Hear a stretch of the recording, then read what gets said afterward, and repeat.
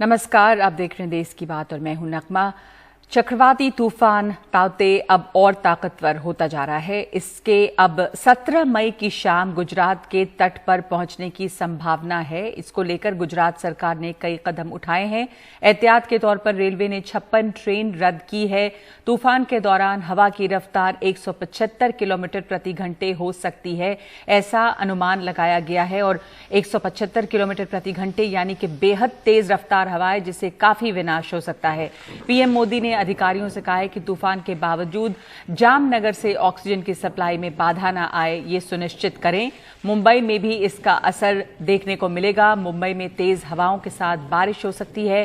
केरल, कर्नाटक, तमिलनाडु, गुजरात और महाराष्ट्र में तूफान के मद्देनजर एनडीआरएफ की 50 से ज्यादा टीमें तैनात हैं। केरल में पहले ही कुछ तटीय इलाकों में तबाही हुई है। कर्नाटक, केरल के कई हिस्सों में कल से बारिश भी हो रही है। हमारे साथ इस वक्त हमारे सहयोगी हिमांशु शेखर मौजूद हैं। तो यहां पर केंद्रीय एजेंसियां किस तरह से तैयार हैं इस चक्रवाती तूफान से जो विनाश हो सकता है उससे जूझने के लिए? इसकी हवा की रफ्तार का जो अनुमान है वो काफी ज्यादा है, 175 किलोमीटर प्रति घंटे। हिमांशु, और साथ साथ गुजरात के कोस्टल इलाकों में इसका असर काफी होगा, जामनगर जैसे इलाके जहां से ऑक्सीजन सप्लाई होती है। तो प्रधानमंत्री ने इसके लिए खास हिदायतें भी दी हैं। किस तरह की तैयारी है? देखिए, दो स्तर पे तैयारी हो रही है। पहला जो कोशिश की जा रही है कि ज्यादा से ज्यादा लोगों को, जो तटीय इलाके हैं जहां पर सबसे ज्यादा प्रभाव इस चक्रवाती तूफान का रहेगा, उन्हें जल्दी से जल्दी वहां से रिलोकेट किया जाए और पूरे कोविड प्रोटोकॉल के साथ, क्योंकि ये महत्वपूर्ण है कि अगर कोई एक रिलीफ सेंटर बनाया गया है जहां पर 100 लोगों को शरण देने की पूरी तैयारी है, वहां पर फिलहाल सिर्फ 50 लोगों को रखा जा सकता है, क्योंकि कोरोना संक्रमण के इस दौर में आपको कोविड प्रोटोकॉल भी फॉलो करना है। और यह समझना भी महत्वपूर्ण है कि अधिकतर जो ये राज्य हैं नगमा, वो कोरोना से भी बहुत ज्यादा प्रभावित हुए हैं, चाहे वो गुजरात हो, गोवा हो, कर्नाटक हो।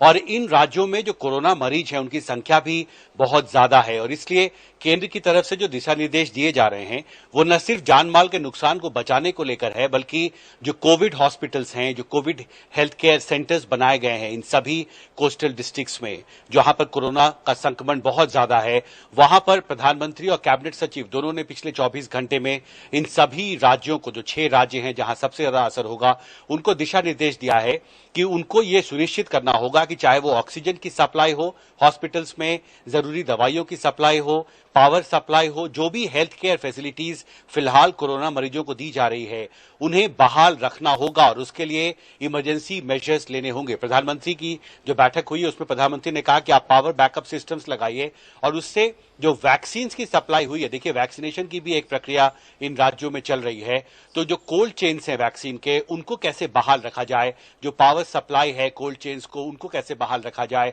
चाहे वो वैक्सीन की मूवमेंट हो, ऑक्सीजन टैंकर्स की मूवमेंट हो, दवाइयों की मूवमेंट हो। क्योंकि देखिए, जब 175 किलोमीटर की रफ्तार से समुद्री हवाएं चलेंगी नगमा, तो उससे लाखों पेड़ उखड़ेंगे और उससे जो तटीय इलाके इन 6 राज्यों में जो तटीय इलाके हैं वहां पर जो सड़कें हैं, जो समुद्र के किनारे हैं विशेष तौर पर, या जो कच्ची सड़कें हैं, वो पूरी तरह से टूट जाती हैं, पेड़ गिर जाते हैं और उनकी सफाई में कई हफ्ते लगते हैं। और इससे न सिर्फ जान माल का नुकसान ज्यादा होता है, बल्कि जिंदगी को फिर से बहाल करने में बहुत मुश्किलें आती हैं। और विशेषकर अभी जब देश एक कोरोना के खिलाफ जंग लड़ रहा है और ये 6 राज्य में से अधिकतर राज्य हैं जो कोरोना से सबसे ज्यादा प्रभावित राज्यों की सूची में शामिल हैं, तो इसलिए ऐसा संभव है कि अगर जिन तटीय इलाकों में बहुत ज्यादा असर होगा चक्रवाती तूफान का, तो वहां पर सड़कें बाधित होंगी और जो मूवमेंट है दवाइयों की, ऑक्सीजन की, वो प्रभावित होगी। और इसलिए प्रधानमंत्री ने स्पष्ट दिशा निर्देश दिए हैं कि अभी से यह तैयारी शुरू की जाए कि जहां जिन इलाकों से ज्यादा ऑक्सीजन की सप्लाई हो रही है, न सिर्फ इन 6 राज्यों में बल्कि दूसरे राज्यों में भी जो ऑक्सीजन की सप्लाई की जा रही है, जामनगर उदाहरण के लिए, तो उसको बहाल रखने के लिए आपको अभी से तैयारी करनी होगी। तो 2 स्तर पर तैयारी चल रही है, जान माल का नुकसान कैसे कम किया जाए, लोगों को हिदायत दी जा रही है, और साथ ही कोविड प्रोटोकॉल के तहत लोगों को रिलीफ शेल्टर्स में शिफ्ट किया जा रहा है, और साथ में जो कोविड हॉस्पिटल्स और जो कोविड हेल्थ केयर सेंटर्स हैं वहां पर जरूरी स्वास्थ्य सुविधाएं कैसे बहाल रखी जाए, इसके लिए युद्ध स्तर पर तैयारी की जा रही है। बिल्कुल, 2 स्तर पर तैयारी है। ये बहुत महत्वपूर्ण है कि जिस तरह की महामारी से समय देश जूझ रहा है, वैसे में कोविड सेंटर्स जो हैं, कोविड केयर सेंटर्स, उनमें उनकी सेवाएं किसी तरह से बाधित ना हो, जरूरी चीज जैसे ऑक्सीजन की सप्लाई बाधित ना हो और दूसरे जानमाल के नुकसान जो है वो कम हो। तो ये तमाम इस स्तर पर तैयारी की जा रही है और 18 तारीख को अनुमान है कि गुजरात के तट से टकराएगा ये चक्रवाती तूफान तौते। हमारे साथ सोहित मिश्रा भी मौजूद हैं। सोहित, गुजरात के कई इलाके जो तटीय इलाके हैं वहां पर बताया जा रहा है कि पूरी तैयारी है और वहां पर ज्यादा नुकसान हो सकता है, जिसमें कि जामनगर जैसे इलाके हैं। पर ये कहां पे संभावना है एक तो टकराने की, इसके पोरबंदर वाले इलाके में कहा जा रहा है, दूसरे इसका असर जो है वो महाराष्ट्र में भी पड़ेगा। तो इन इलाकों से क्या खबर मिली है? लोगों को वहां से हटाया गया होगा? तैयारी वहां पर इसकी किस तरह की देखी जा रही है?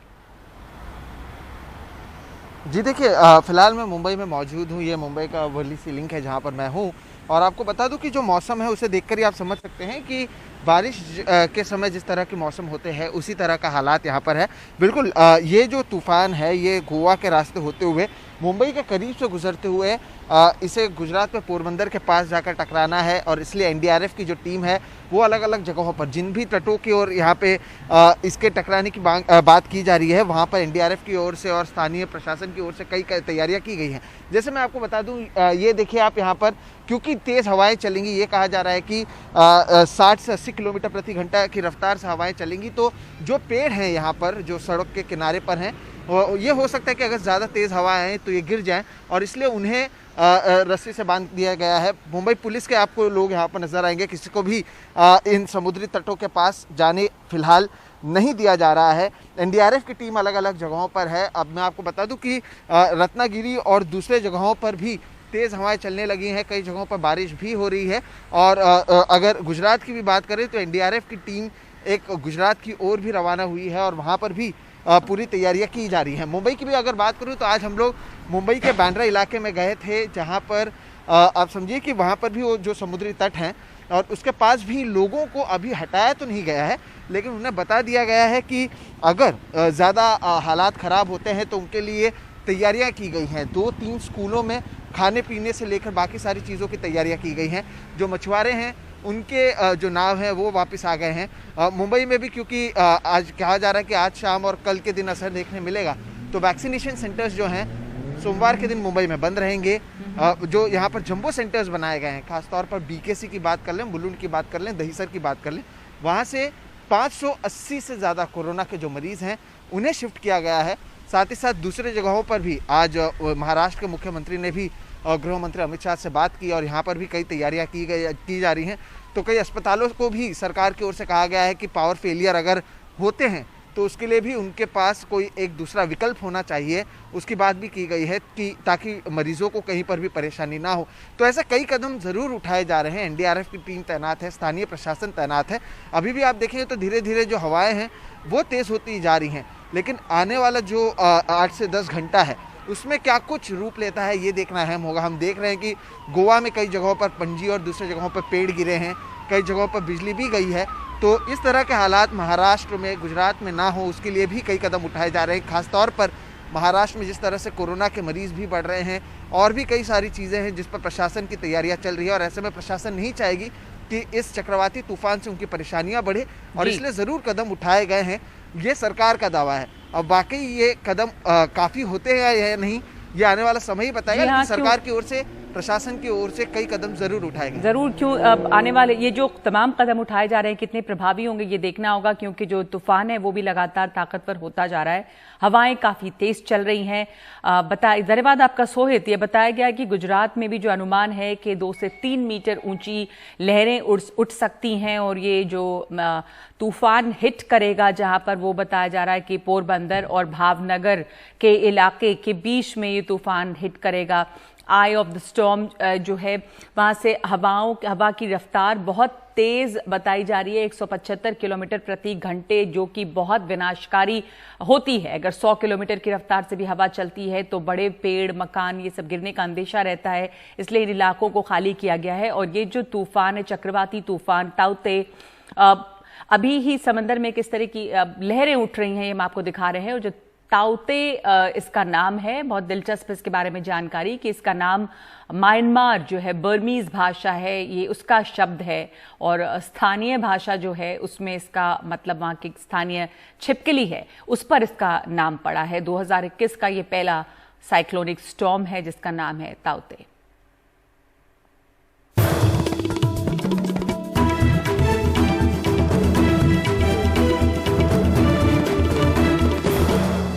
दिल्ली में लॉकडाउन फिर बढ़ाया गया है। अब 24 मई तक राजधानी में लॉकडाउन रहेगा। 19 अप्रैल को लॉकडाउन लगाया गया था, जिसे अब तक 3 बार बढ़ाया गया है। हर बार 1 हफ्ते से लॉकडाउन को बढ़ाया जाता है। हर रविवार को पहली बार 1 मई को और फिर 9 मई को लॉकडाउन बढ़ाकर 17 मई की सुबह तक किया गया था।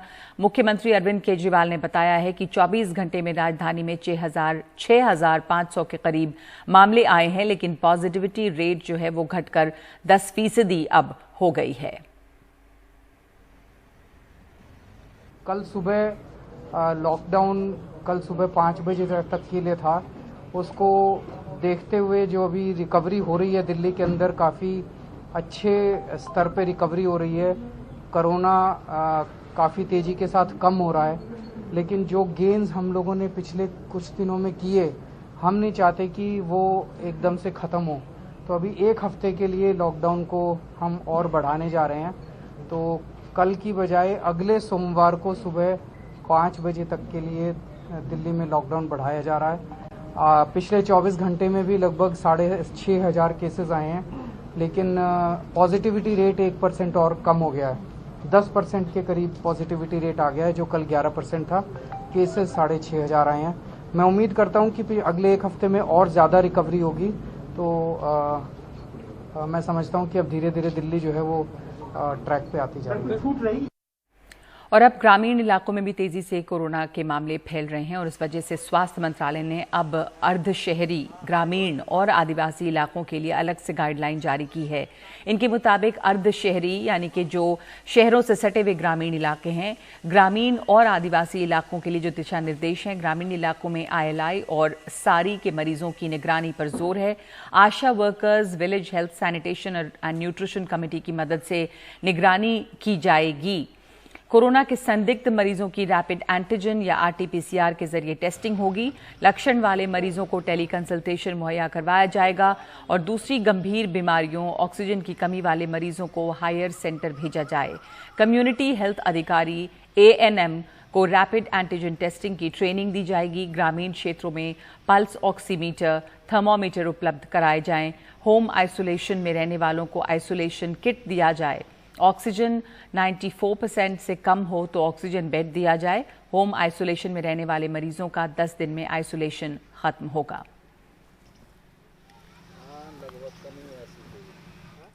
दिल्ली से 80 किलोमीटर दूर ग्रेटर नोएडा के मेवला गोपालगढ़ में नीम के पेड़ के नीचे ड्रिप लगाकर झोला छाप डॉक्टर से लोग इलाज करवा रहे हैं।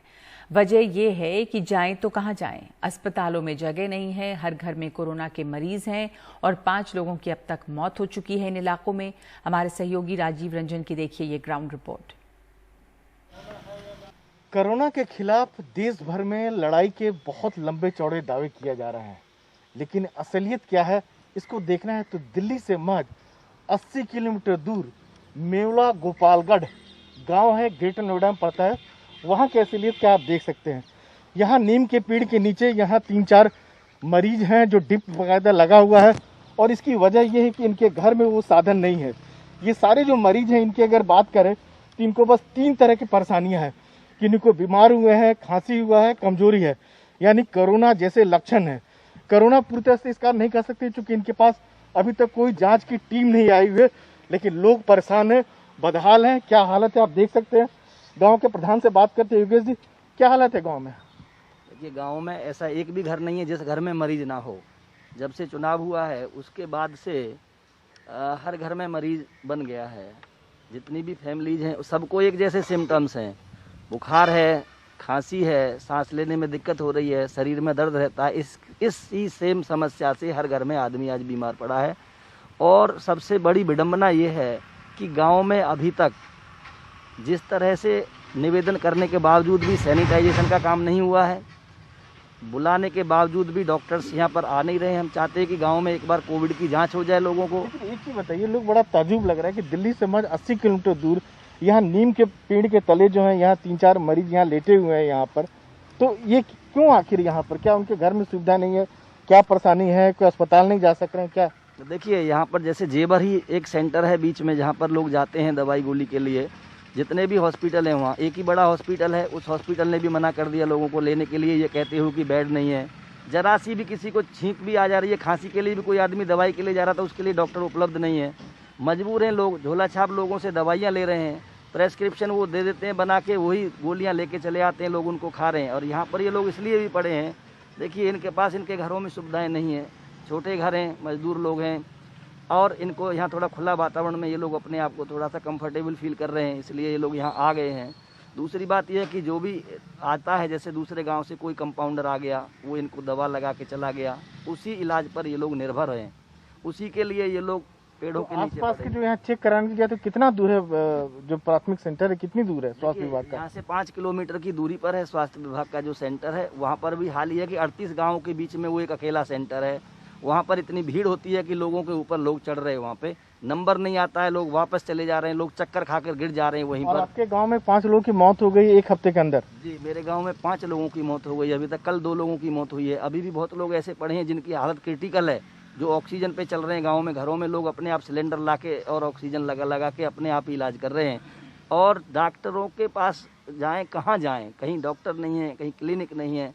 ये इस हाल में लोग मरने को मजबूर हैं गाँव के अंदर।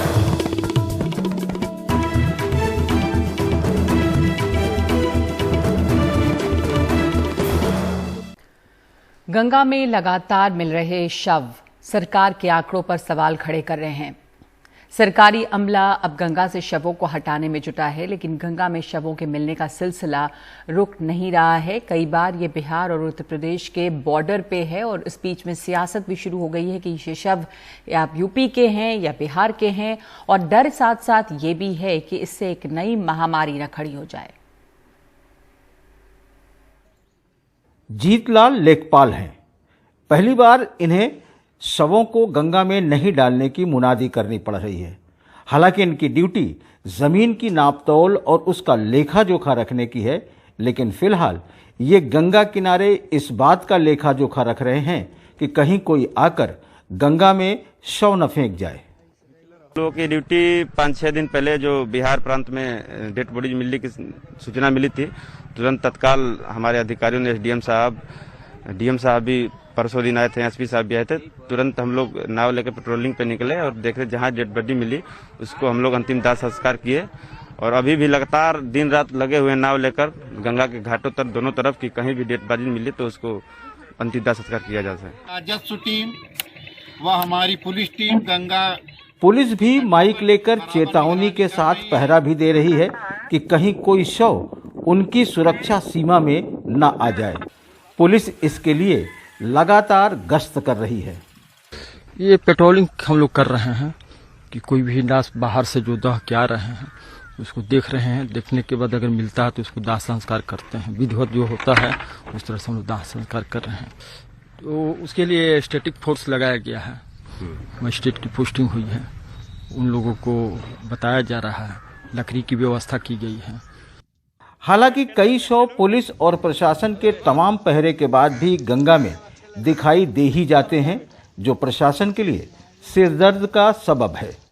हम लोग यहाँ 6 दिन से लगातार देख रहे हैं और कोई भी बारी आती है तो सभी कर्मचारी जो लगे हैं दौड़ कर जाते हैं कि आप लकड़ी और गोईठा की व्यवस्था है कि नहीं, जला रहे हैं कि फेंक रहे हैं। तो प्रॉपर वहाँ खड़ा होकर जलवाया जाता है, उसका वीडियो वगैरह बनाया जाता है, तब उनको वहाँ से छोड़ा जाता है। उत्तर प्रदेश की सरकारें अगर ऐसे ही व्यापक इंतजाम कोरोना पीड़ितों के लोगों के लिए करती तो शायद कोरोना की बेहतर रोकथाम होती और सैकड़ों लोगों की जान भी बच सकती थी।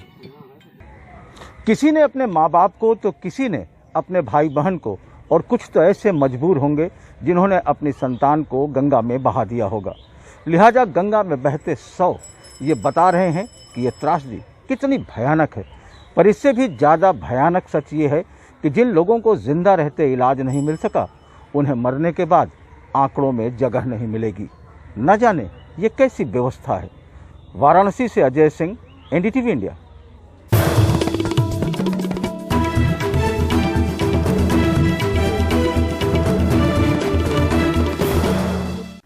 और असम में भी कोरोना के मामले बढ़ रहे हैं। धीरे धीरे अब इन इलाकों में भी मामले फैलते जा रहे हैं और इसकी वजह से कर्फ्यू बढ़ा दिया गया है। इमरजेंसी सर्विस से जुड़े लोगों को ही आने जाने की इजाजत है और ज्यादा जानकारी इस बारे में दे रहे हैं हमारे सहयोगी रतनदीप चौधरी। असम में कोरोना के मामलों के बढ़ने के साथ साथ ही अब राज्य सरकार ने नए रेस्ट्रिक्शंस लागू कर दिए हैं। आप देख सकते हैं हम इस वक्त गुवाहाटी में हैं और गुवाहाटी का ये जीएस रोड का इलाका है, जबकि आज से राज्य सरकार ने जो कर्फ्यू का जो ड्यूरेशन है उसको बढ़ा दिया गया है। अब हर दिन दोपहर 12 बजे से नेक्स्ट दिन 5 बजे तक असम में जो अर्बन इलाके हैं उन इलाकों में कर्फ्यू रहेगा। यहाँ पे देख सकते हैं जो ट्रैफिक पुलिस है वो चेक कर रहे हैं गाड़ियों की कि लोग अभी जो लोग यहाँ पे आप देख सकते हैं जो मूवमेंट है चल रहा है कर्फ्यू के दौरान, उसमें लोग सिर्फ इमरजेंसी जो सर्विसेज हैं उनके ही लोग या फिर जो डॉक्टर्स हैं और मेडिकल फ्रेटर्निटी के लोग हैं या फिर जो जर्नलिस्ट हैं और या फिर वो लोग जिनके पेशेंट्स कोविड अस्पताल में भर्ती हैं या फिर जो एयरपोर्ट या पुलिस रेलवे स्टेशन जा रहे हैं, ये सब लोग ही मूवमेंट कर पाएंगे। और इसके चलते स्ट्रिक्ट रेस्ट्रिक्शंस अब हैं और इसके साथ साथ ही हर दिन सुबह 5 बजे से 11 बजे तक ही दुकान खुले रह सकते हैं। इसके बाद दुकानों को बंद करना पड़ेगा और 12 बजे से टोटल कर्फ्यू है। जबकि राज्य सरकार ये मानती है कि पूरी तरह से लॉकडाउन करने की अभी भी आवश्यकता नहीं है और ये जो पूरा लॉकडाउन है, टोटल लॉकडाउन लास्ट रिसोर्ट रहेगा।